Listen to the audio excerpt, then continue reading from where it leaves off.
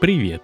Это SoundPeats True Air, недорогие наушники-вкладыши с аудиокодеком aptX, о которых я рассказывал в своем обзоре практически год назад. На тот момент подобных бюджетных решений с квалкомовским чипом на борту, да еще и в таком форм-факторе, вовсе не существовало. Тем самым успех этих наушников был определенно предрешен, и даже на сегодняшний день лично я считаю эту модель вполне актуальной для покупки. Но в SoundPeats решили не топтаться на месте с минорными обновлениями и выкатили под конец 2020 года очередную пушку-бомбу – полностью переработанные наушники под названием True Air 2. И я не зря употребил именно слово «полностью», ведь от предыдущей модели здесь не осталось ровным счетом ничего, кроме названия.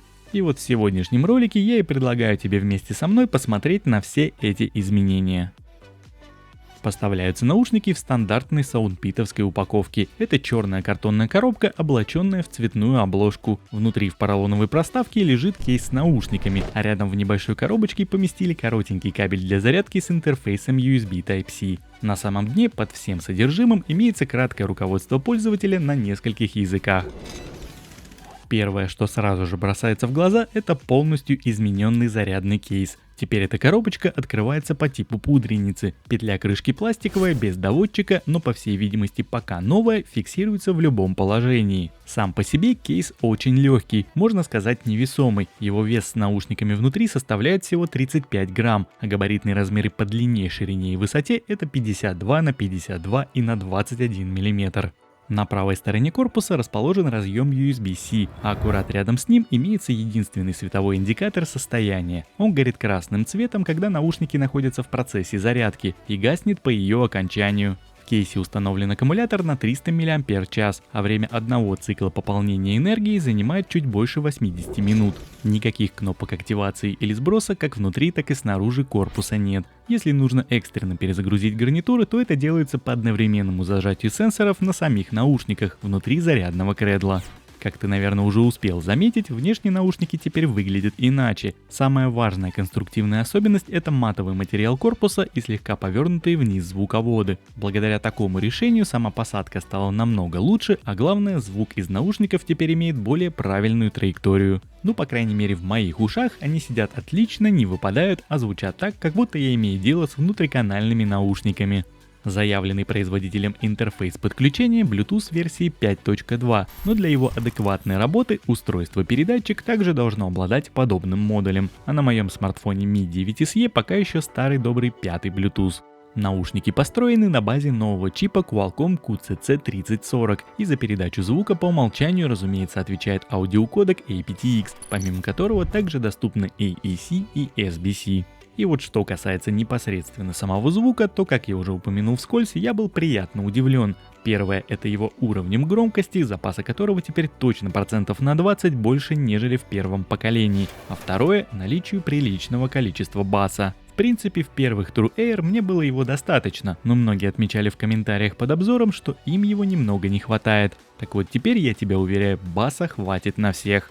Если говорить о частотной картине в целом, то все звучит очень мощно. На максимальной громкости звук в кашу не превращается, серединка здесь немного утоплена вниз, отчего в общем-то и имеется ярко выраженный акцент именно на басе. Верхушки не пищат и не раздражают перепонку, но из-за преобладания басовых частот их мне немного не хватило. Лично я предпочитаю слышать больше деталей. И тем не менее, звук в наушниках очень даже неплох, но боюсь, его максимальный уровень выкручивать будут немногие, он реально здесь какой-то запредельный. И вот при таком раскладе в моем тесте автономности на 100% громкости время их работы составило 3 часа и 48 минут, что я считаю очень хорошим показателем, ведь 4 часа на максималках слушать их выдержат единицы. Но как это часто бывает, не обошлось и без неприятностей. И вот тут я бы хотел тебя предупредить о наличии ярко выраженного белого шума. Не всех устраивает его присутствие в наушниках, так что лучше об этом знать перед покупкой.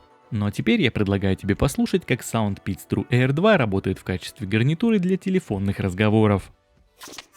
Проверяем работу микрофонов в наушниках SoundPeats True Air второго поколения. Вот таким образом они звучат в закрытой машине. Сейчас открываю окна, создаю максимум шума, сюда мне задувает ветер, проезжает еще мимо машины, и вот так отрабатывают или не отрабатывают шумодавы в этих наушниках. Как-то так. Ну и теперь по традиции второй тест, тест спичкой. Сейчас буду прибавлять уровень нагрева в печке на двоечку, вот, на троечку.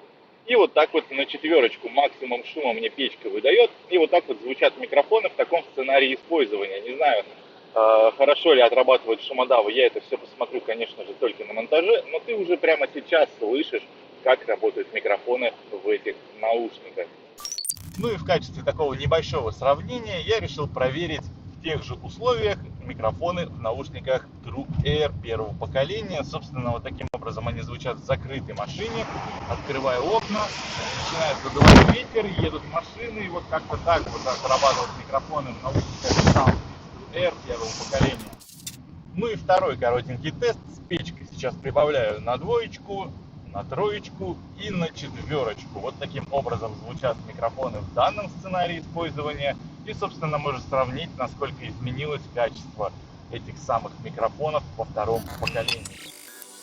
Управление в наушниках сенсорное и осуществляется тапами. Двойное касание в момент воспроизведения музыки отвечает за плей-паузу, а в режиме звонка по данному действию можно ответить на вызов или завершить разговор. Отклонить входящий вызов можно, удерживая палец на сенсоре в течение 2 секунд. Также данное действие отвечает за перемотку треков. На правом наушнике вперед, на левом назад. Тройной тап вызывает голосового ассистента, а однократное касание отвечает за регулировку громкости. На правом наушнике в плюс, на левом в минус. Каждое касание прибавляет или убавляет одно деление. Датчиков автопаузы в наушниках нет. Подключение происходит по изъятию их из кейса. Пользоваться можно как сразу двумя, так и каждым из них по отдельности. Во время проигрывания музыки их можно менять местами. Переподключение происходит бесшовно. В смартфоне гарнитура определяется как одно устройство. В моменты остановки трека на паузу на наушниках загораются статусные светодиоды, а во время прослушивания они гаснут. Благодаря новому чипу и независимому подключению задержка в PUBG Mobile, а также на YouTube сведена к абсолютному минимуму.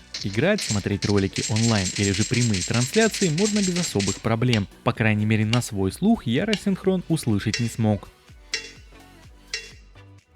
По стабильности связи наушники показали довольно хороший результат. В городской квартире сигнал спокойно преодолевает 2 стены и балконную дверь, да и на улице полет также прекрасный. Во время прогулок со смартфоном в кармане джинс при надетой длинной куртке обрывов соединения я не ловил.